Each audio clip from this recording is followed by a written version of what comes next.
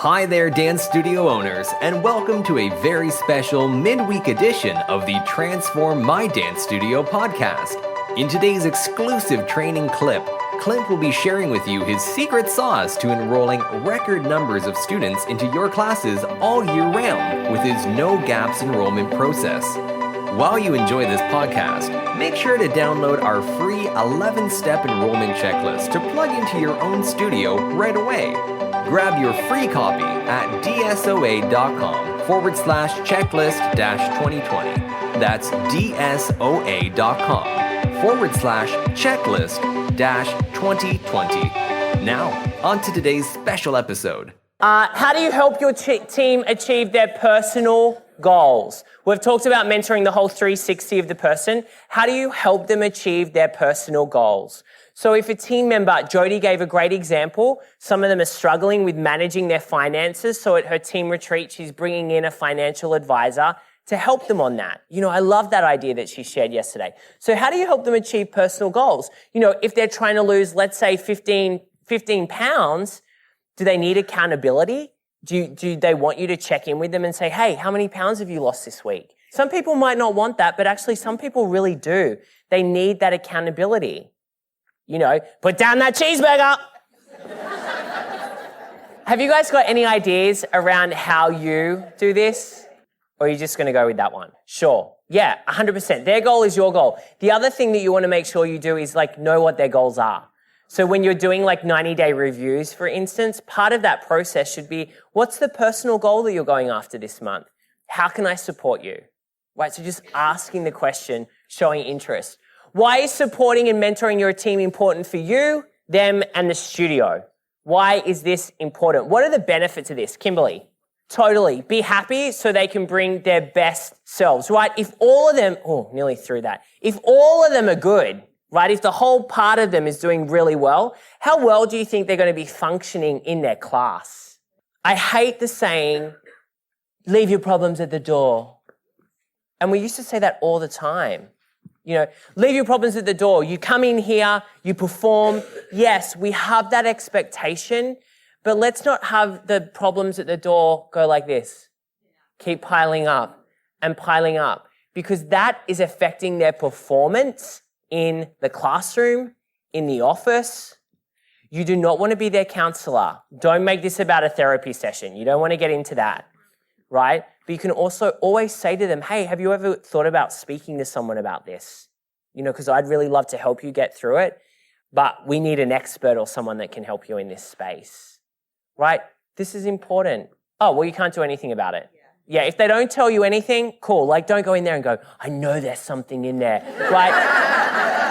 You're not their life coach. They're not paying you for that. Come on, I know. I can see a tear in your eye. Do the paper exercise, rip it up. No. You do not need to go down that route. Don't pressure them. If they're holding it in, fine. Just, perform. But you want to make sure that you're understanding them. Thank you for that. Great laughter. All right. Team communication. I'm totally over time, but I'm going to keep going. Communication framework. Okay, so in terms of communicating with your team, what can you do? How can you keep them on the same page?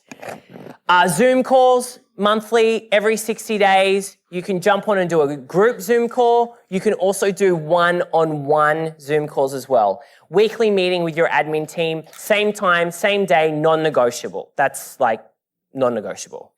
Next one.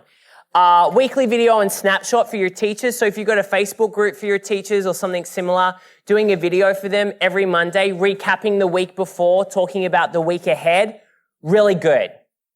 Really good. And explaining to them the priorities.